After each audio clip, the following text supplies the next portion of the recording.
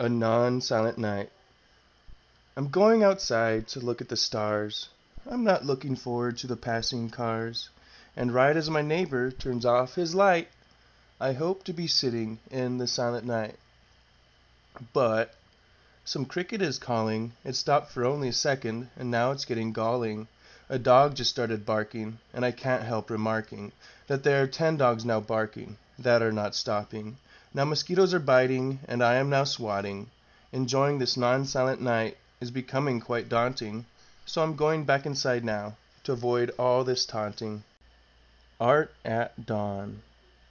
Sitting through the morning college art lectures, thought it'd be easy looking at pictures, but then generic slideshows battled my tired eyes. Upon monotonous descriptions, my energy unwillingly dies.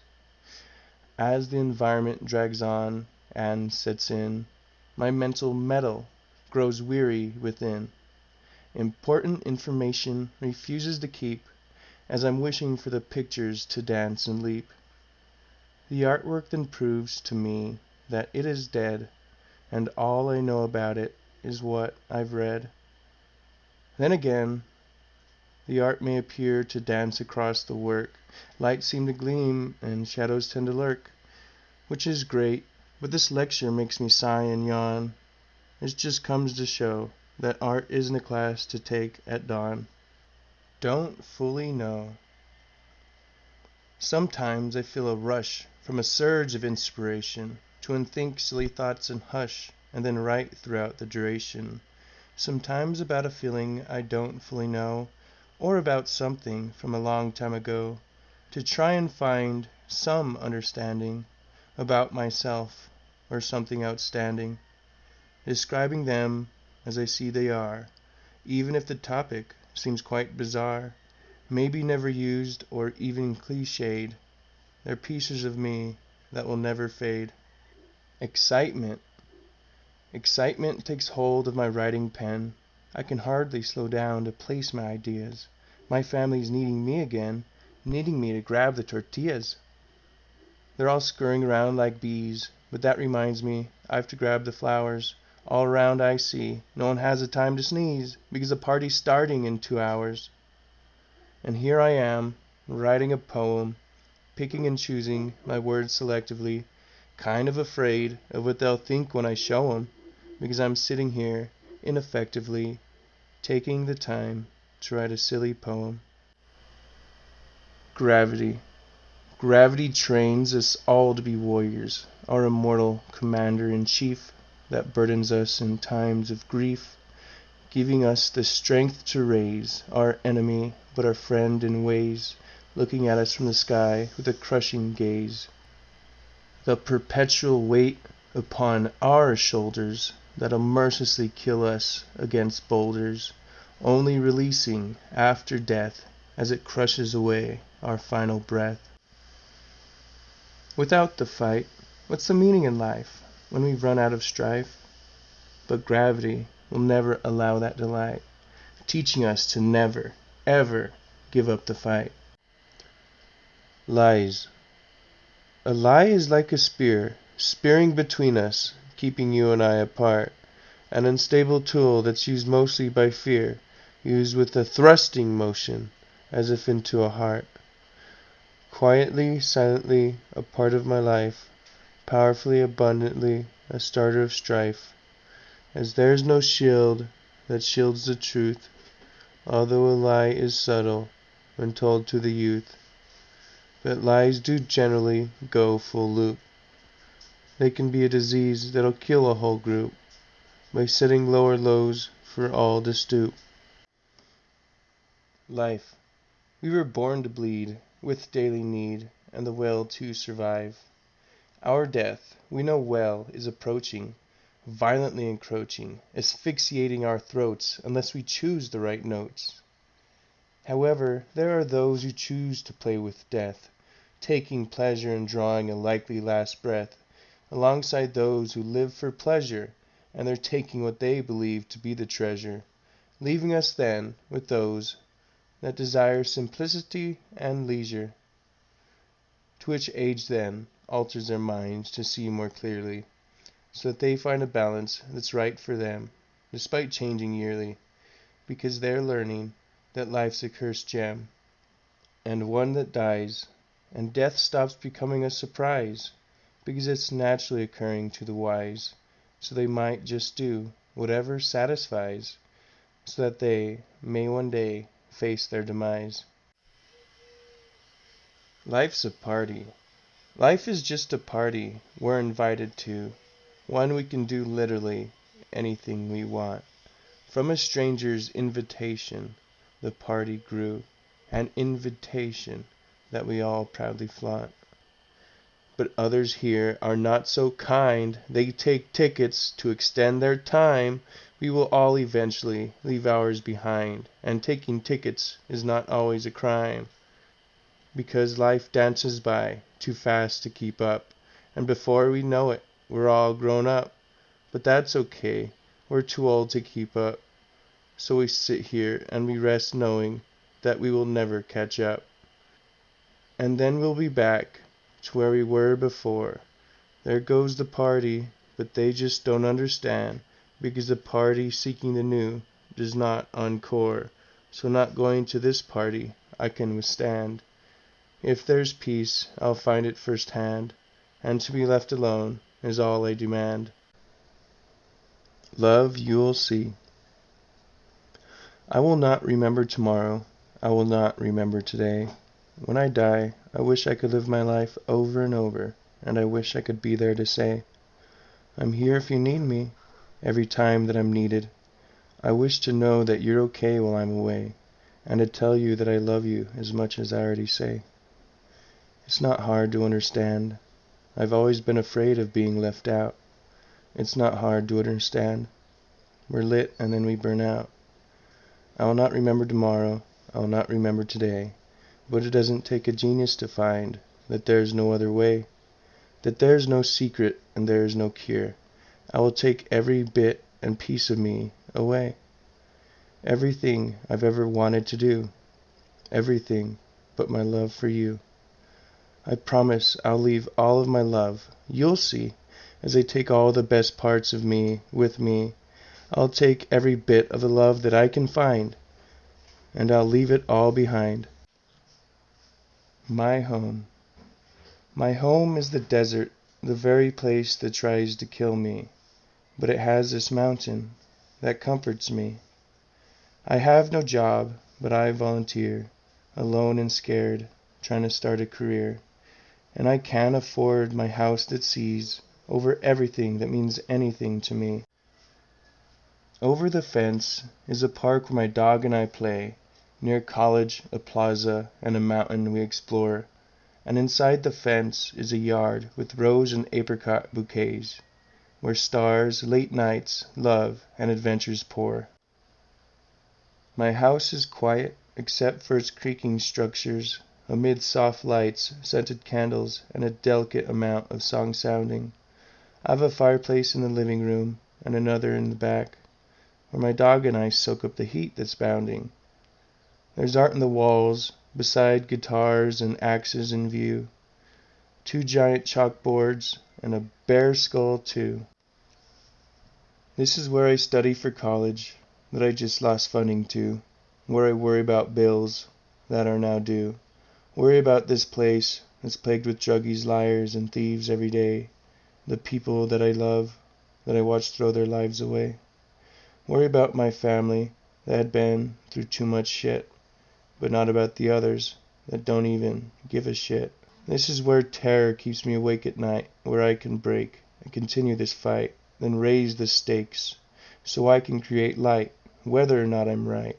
This is my home, where I talk and roam. This is my home, whether or not I'm alone. For now, as time allows, this is my home. Music. Timeless beauty, beating drums, drumming song, soothing spells with lyrics sung and written with the heart. Perfection practiced, elegant and long, moving moods and releasing rhythm, pure, powerful art. Satisfying the senses, soothing the soul, letting the rhythm take control, increasing the heart rate or slowing it down, the meaning when your favorite band comes to town. And then I looked out at the crowd, roaring chaos, far and loud, illegal drugs being passed around, water, puke, sweat, and blood all over the ground. Fights rumble and drunken slurs sing aloud, elbows strike and bodybuilders own the pit, breathing in the sweaty, musty smoke cloud, and blood falling from a man's face that's been split. And then I saw the power of song, the place where we belong, proud and free, and can just be. Paradise. Following the chances of peace in existence's light, carrying it along the profaned trail of blood upon mud, relentlessly bringing our meanings to our last nights, is love, the bane, the strength, the hero's hood, and should, the thieves, the villains, and our enemies alike. The love of strength, the love of greed, the love of power, the love of one's own pride, oh, and the spike that helped create the trails of blood, of which we follow. The trail that's leading our hearts to many treacherous crossroads, the trail on which we find the truest arts, the arts of age, existence's stage, set by ourselves and no one else. Seconds of life. Like an island with the shackles of the sea, hurling boulders down itself, predestined for the graves of humanity, which weeps and pleads with fading health. As voices sound from endless sea that I don't know for sure exist, unless the seas are like the ones in me, where they discard their feelings, dreams, and love into. If so, then the island seas exist, and humanity will drown, for the water is too deep, because restoring what's lost might be impossible even to keep. If so, the weeps and pleas are a sung song, a release of sound, created from all that's worth living for, the sounds of hanging on to what was worth living for all along, the grasp onto a second of worth instead of a second more. Something tells me, peering eyes can see, mouthed words are spoken, open eyes know nobody, and most words are left unspoken.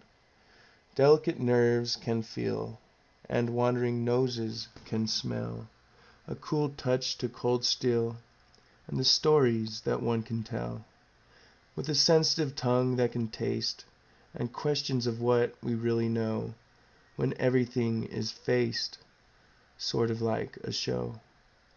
Just touches the surface of maybe a man. Something tells me that we only know what we can. The empty paper. This paper is empty, below plain and white, bagpipe music playing around me. Everything I own is on the floor in plain sight. With only a mattress on the floor, I am thinking that I can make something more. Creative inspiration fills the room. By human nature, I assume. I love art and creation, engineering and inspiration. Just a little is all I need, just a little to succeed. Just a little is all it takes for all the difference that it makes. There's a place in dreams. Some call it fantasy, others insanity. I call it harmony, having everything you need to dream and need to love, what does and doesn't gleam from the earth to the world above. This sheet of paper is almost filled, and there was not much time that was killed. This poem in under an hour, which to me is but a shower to scrub the stress, scrub it off me so I can rest, to make something of this mess, to make my home a treasure chest, free of pain and sorrow, for I don't care what comes tomorrow. The war against death. If life happens once, it can happen again. Even if every human is gone, the battle shall continue between life and death. But nothing lasts forever. The only existence is now. One fucking chance is all we get, because tomorrow will not always come. And hope is all that we will ever truly have, while love is all the good that we can leave. We can dream and inspire. We can construct a better future.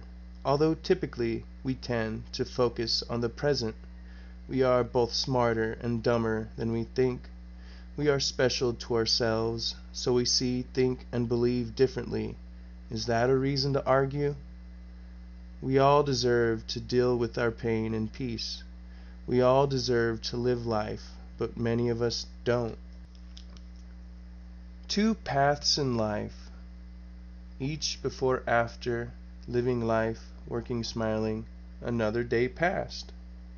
Each before after, staying stagnant, getting high, another day gone. Who we are. Some place and time is who we are. All of our sorrow and mistakes. Some place, somewhere else, but somehow not far enough away. Clearly, it isn't so simple. All the things we think we know, and the good that we have done, that web together a shield of lies, protecting us from the future and the past, taking away the day today, and all the words we didn't say, hiding the truth. From the world we grow, everything we will ever know, and we're either making everything up or destroying everything together as we go.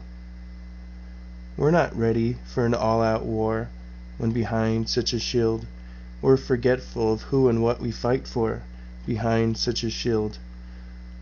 Divides are between us, many and they're counting. Somehow we all must be right when all of us are wrong. No one, not even us, knows who we are when both good and evil are at play, as evil manipulates the words and things we must do or never say. Good drives what we should and shouldn't as it drives the evil away. The one mistake we make is dividing good and evil, as with everything else we divide. There's more to everything, but we choose to believe the lie. More a non-silent night. I ventured outside of my home to end a troubled day, and then went into the night, where relaxation may lay. I might be bothered by the passing cars, while gazing up upon the flashing stars, with desire to see Orion's belt. May it bring once more the happiness felt. This is the hour the neighbor will turn off his light, and whenever he does, I wish to be sitting amid the silent night. But silence isn't among any of the things that I found. I found instead, while amid the moonlit desert, the desert's nightly song and sound. The sound of dogs barking, the sound of coyotes howling, and the sound of crickets calling, all creating the sounds of the shooting stars falling.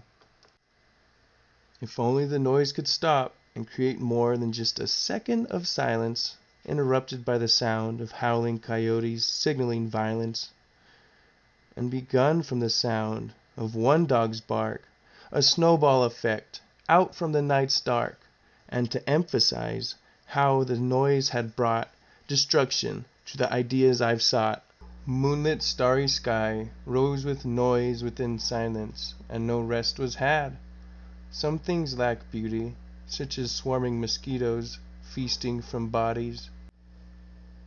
I've swatted every mosquito that I could, but there was just no stopping their bite, no matter the amount of mosquito spray that I wore, which would eventually find its way to my lips. I was annoyed by the irritating scent that burned, and also by the repetitive calls, barks, and howls coming out from the night.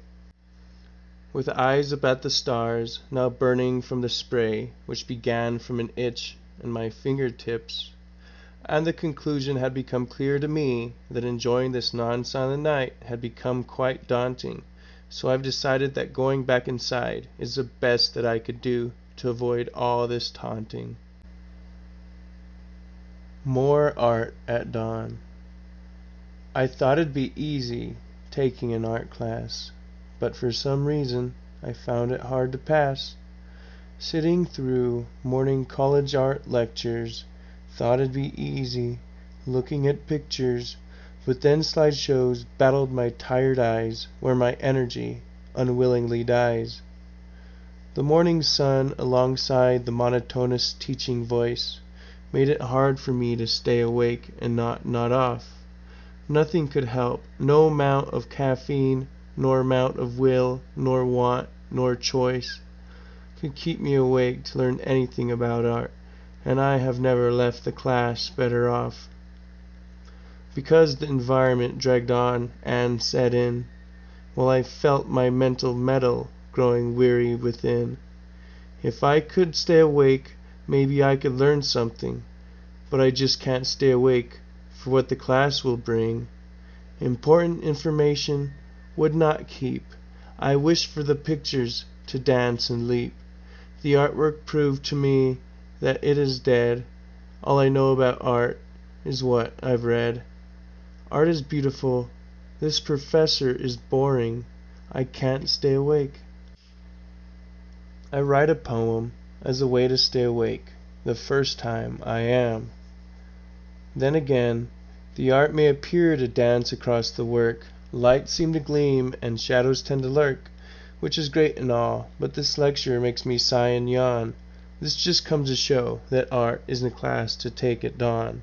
Maybe if I took it later in the day, or if it was taught in a different way. Just don't take art in the morning. Please take art in the day. Brother and sister. Well, brother, if it wasn't for you, I wouldn't have a sister. It's true. Remember with cancer, your third relapse, the prognosis had predicted you'd die. You asked our parents, a child perhaps, so that I'm not alone when you go by. You said bye to your brain, your rib, your leg, your lung. It was on your heart, your spine, and more did they come. 24 more tumors in places all inside of your chest. You cried out in pain, forgot, went insane, and you were only 7 years old when into all this you were flung. You may not remember, but well, brother, we did our best. And oh, little sister, you're a pain in my ass. You and I argue each time that we pass. You probably think that I hate you or something, but you came after the storm and I mean nothing. I know it's not a shocker when I say that I'm not the bestest brother around. I'm actually quite far from it, okay? My personality to you is bound. You care like I do, think and believe like I do, and fight like I do, and that's the problem. Though in one thing you beat me, stubborner than shit. The simpler the task, the more reason to find another way, and to whatever you ask, the answer will never be taken okay, just like me, most of the time. If I asked you to write a poem, within it wouldn't be a rhyme. Cards, anyone? I dreamt that I had died when I was still alive. A dream we tried to decide who'll stay dead, though had seemed we cried terrified instead. Able to choose who from the group won't live, however instead chose my own to give. Meanwhile the singer beside me was crying in song, reminiscing of his life now gone. Here's when I was plagued by the thought that we were all deserving of life. And that's when I saw a deck of cards beside me on the bench that we sat upon. I figured that we were all there because we were all already dead. Before we're truly gone, let's take the chance to play one last game of cards, I said. I asked blackjack or poker as I shuffled the deck, and then we played poker around the table. Aw, heck, I'd never get a good hand in poker, I said with a grin after a breath. There was so much that I never did do. Oddly now, one's not playing cards post-death. Refusing to vote and contribute to our pain, I dealt a card game. What if I'd regret doing less than I had done, murdering them all? I questioned the what-ifs of not having the chance in life to do a ton, and replied to myself that some grow so old that to them a short life seems fun. And also, what's a life if it's at the expense of killing everyone within my view? And then finally concluding, that I couldn't happily live on post-killing 10 souls who I deemed undeserving, despite their believing, loving, dreaming, and thinking too. So since I'm alive, then I guess I was voted to live, and so I suppose that I should be making time to be playing cards with someone other instead of getting lost within living, seeming, never-ending goals. More don't fully know.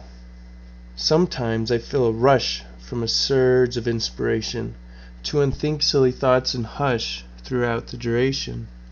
Sometimes a feeling I don't fully know about something from a long time ago, as I try and find some understanding about myself or something outstanding.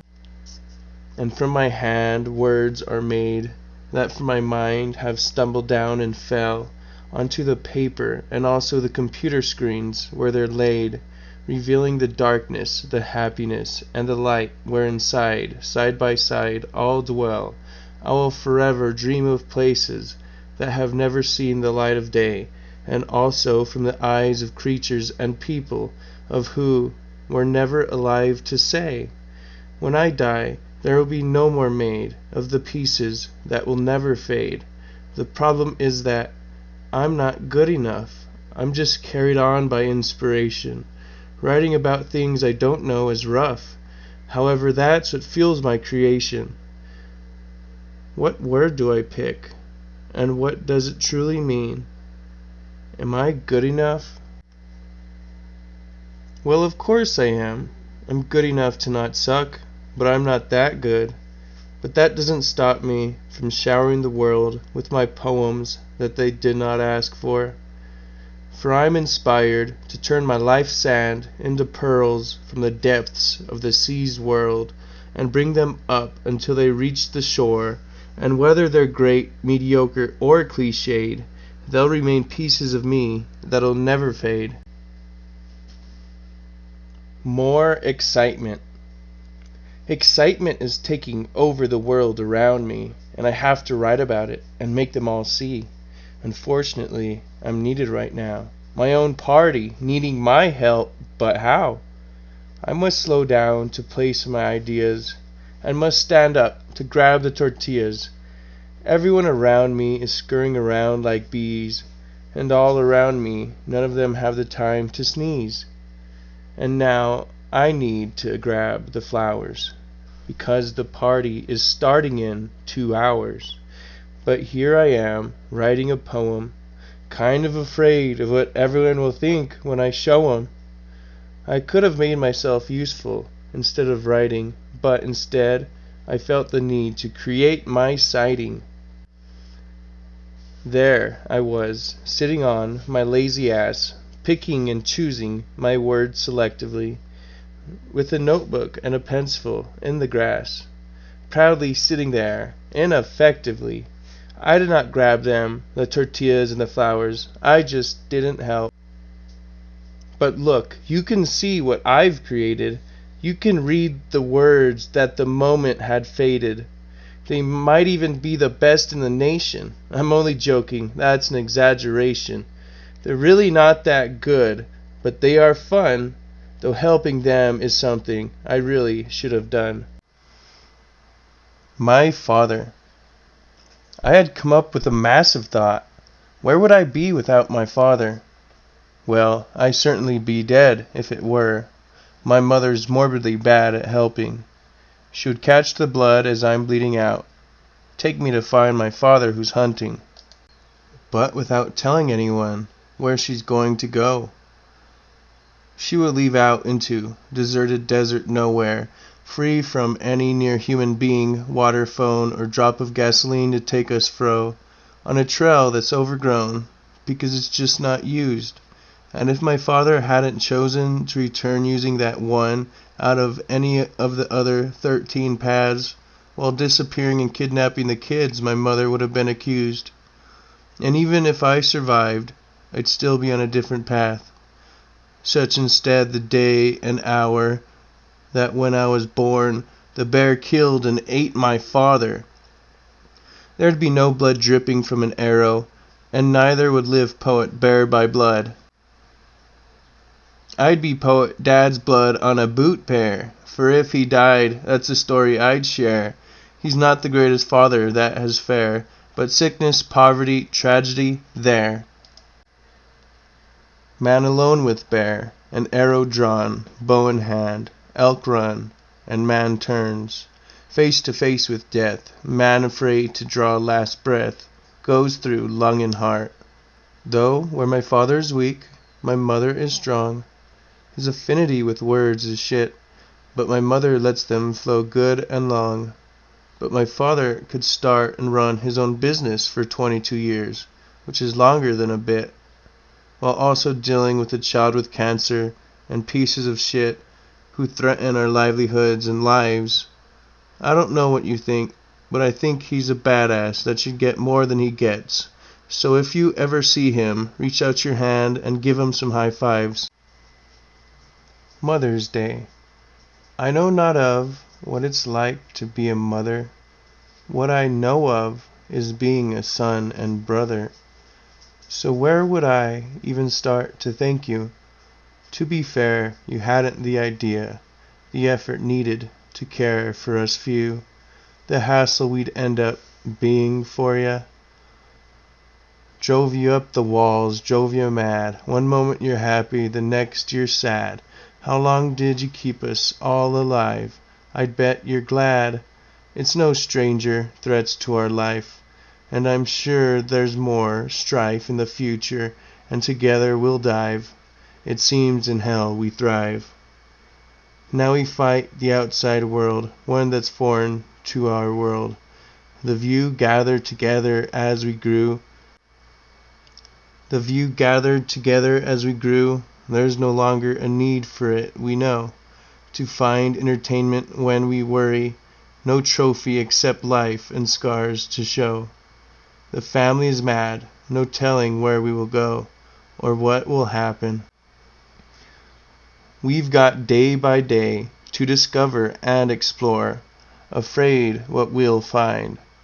Could be today or tomorrow, when we once again meet worry and sorrow. But I'm brave enough to face tomorrow, because we've weathered yesterday, and found that we can lean on each other any day, though not without fault. Punny Poem. A punny poet foolishly fell while writing a punny poem. The painful poet didn't hit his knee, but his alliteration. And then he logged onto his favorite game, where he found a noob going by the name Meta Gear, with a large cosmetic ore, to which he asked, "What's that the meta for?" Anyway, behind him was a trail of terrible puns, and oh, believe me, there were tons. In fact, his roommate in his apartment named Ross, who happened to sell mattresses, his girlfriend came over and said, "I don't think we're a good match, Ross," with her orange dress and brown suit, each holding platypuses. And then his girlfriend tried to leave, but she forgot her Suzuki's. Why a platypus? Who's not a duck or fish, as your new best friend? Who else will be there? Watch you eat a plate of puss. Plate of octopus. That was a poor man toe. The waitress asked if I'd like to donate to Shoes for the Homeless to help cover the poor man's toe. I say no and go to my car. But a poor man towed it, him and his toad. Moore the poet. A true poet is concerned with what and how something is said, because they understand that it impacts the way words are read. And when what's said is not understood right, there's a need to plan and produce their sight, and charge into the battles where they shine, in war-torn wastelands where words and thoughts fight.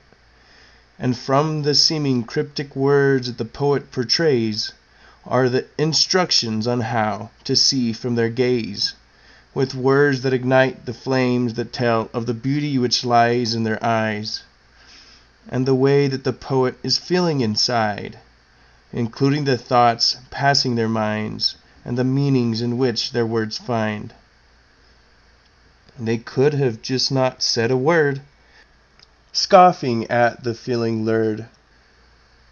But there's no way a poet could do that. Staying silent is a difficult feat, because poets must propel some poems stat. A poet poems what a poet thinks neat. A poet then does, in all the ways they know. They're poem makers. The poet poems, following poet instinct, unable to cease. Poets are but loyal slaves to poetry. They leave trails of poems behind them that follow them for at least 3 poet miles, as they work toward fulfilling the prophecy in which they reap no reward from the poems they free. A poet also won't stop searching for reasons to create more poem piles, though I have to admit to searching for reasons to write poems and also to being a poet myself. It perhaps explains the biases I have about writing a poem about poets like me. To Stand Under a Flag. This is a poem for those who have freedom, about the tendency to not value it, about family and soldier sacrifice, the grief from a war if they will come home. How long freedom's hunger will they suffice? Uncertain in government does help roam. The monetary, physical, and mental toll give way to loss, self-pity, and survivor's guilt. Entitlement into the homeless whole, believed to defend the values once built, held beside the foundation of their soul, the voluntary bringer of pity and guilt, forever refusing the rule of a dictator so that we can hold up constitutional values. Ignorance, the fertile soil that grows susceptibility to crowd belief. The loss of courageousness and sight shows traditional values won't bring relief. Freedom's not valued when we go out of our way to rob another's, for it offends us, for it's not respectable. Freedom doesn't judge. Many have invoked the freedom to remain ignorant, and now we have to face the consequences, looking to another to ask if we can trust our senses. How do we value freedom or the sacrifice if we don't know what it is or the cost? How do we learn to value freedom if it's slowly being lost? Why we're here. We're here to exist. Universal proof. If only for a second we do see, hey guys, there's a universe around me. Rebounding little to no response back. Shouted out words from our crumbling shack. Creating questions like, why are we here? And to reply, it's quite simple. Without us, none would know a universe was here. To exist and see, it's quite that simple. But we owe it to ourselves to live our life and fight for the reason, no matter the strife. Without us, the universe, actually nothing. No matter the display or size, it's still nothing. The problem is, we don't really last long, and our struggle to live, a hopeless song, completely gone in a future's moment, alike all that's gone, this passing moment. Never mind that noise. Can you see the universe, everything around? Allowed love and hate, and everything in between, we create meaning. We create something out of nothing, the universe out of something, but really nothing if it wasn't for life.